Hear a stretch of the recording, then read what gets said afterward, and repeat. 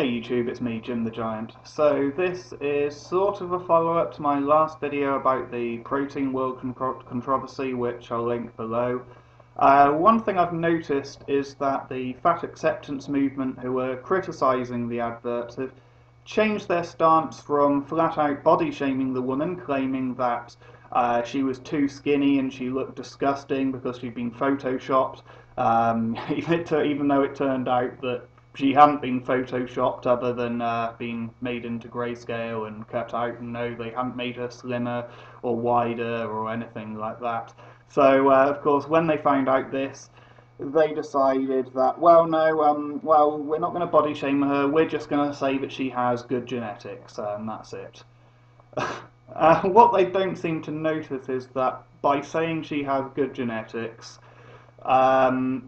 they are conceding the fact that fitness is a virtue. They don't seem to realise this. But furthermore, saying that well, she only looks like she does because of genetics is downright insulting. She looks like she does due to hard work in the gym and strict diet control. I'm absolutely positive she'd love to just sit there with a massive bowl of cheesy chips and take more time off and sit on her ass in front of the TV. And so, by just saying that, her looks are purely down to genetics, that is a massive slap in the face to all the hard work which she's put in.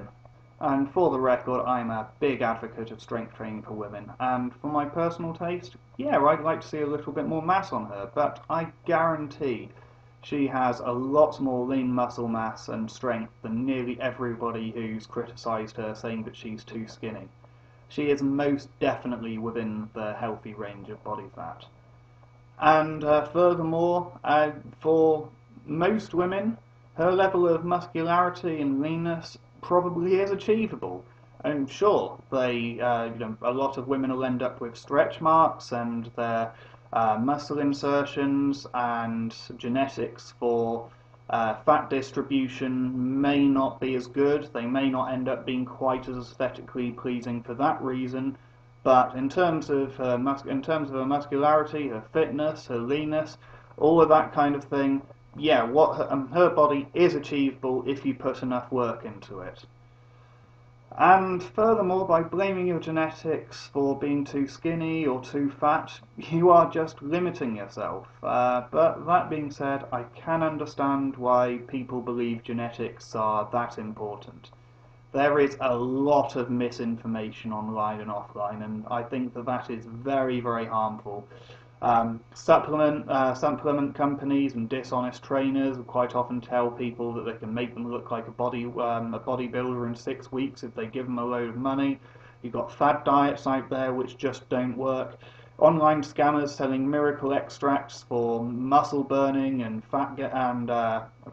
wrong way around, fat burning and muscle gains.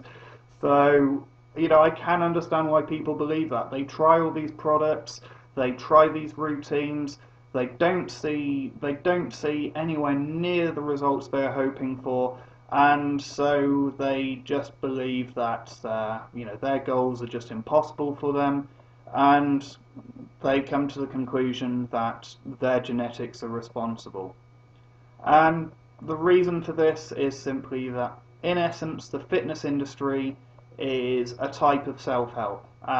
People are, got desperate people coming into it, and wherever you see desperate people willing to believe anything, you will find scammers willing to sell them anything. But of course, that being said, there is also an awful lot of very good information out there too, if you know where to look. And you can get it for free as well.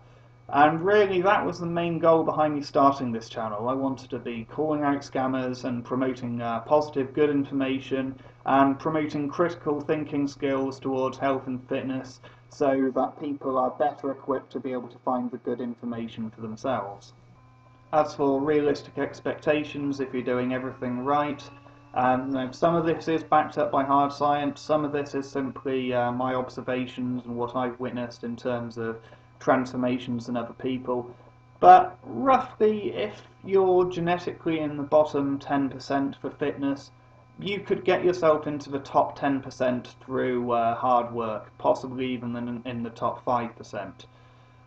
For fat loss, it's generally agreed to be between £1 and £2 a week. A little bit more for the obese and morbidly obese. They can lose weight quite a bit faster than that if they put the effort in. But yeah, anything beyond that, and you're really at risk of ending up malnourished and rebounding because you end up so hungry, you end up overcompensating, and this it can end up being very detrimental. So if you're losing more than £1 or £2 a week, then you probably need to eat a little bit. You need to eat a little bit more. Don't starve yourself. If you can lose weight at that rate, it's nice and sustainable, and you can achieve your goals. For muscle gain, you're looking at about £1 per month for a guy under 30 who's just beginning their training and following a decent program. There are lots of factors at play here, however. For women, there really hasn't been anywhere near as much research done on the topic, unfortunately, but it's probably somewhere between about half and 2/3 of what a man's going to be able to gain on average. For running and athletics, provided you aren't morbidly obese, you could train to run a marathon in about 6 months. So anything promoting results significantly faster than that is very likely to be a scam. And if your results are significantly slower than this, you may well find that there's something in your training or your diet which you're able to fix and adjust. Okay, so this video is running on a lot longer than I thought it was going to. I've got to head out pretty soon, so what I'll do is I'll make this into a two-parter, so stay tuned for that if you like the first video. And in part 2, I'm going to be debunking some of the excuses people tell themselves, including myself in the past, and then I'll go on to talk about the actual role of genetics in fitness and aesthetics. So thanks for watching, guys. Comment, rate, subscribe, and I'll see you soon. Bye.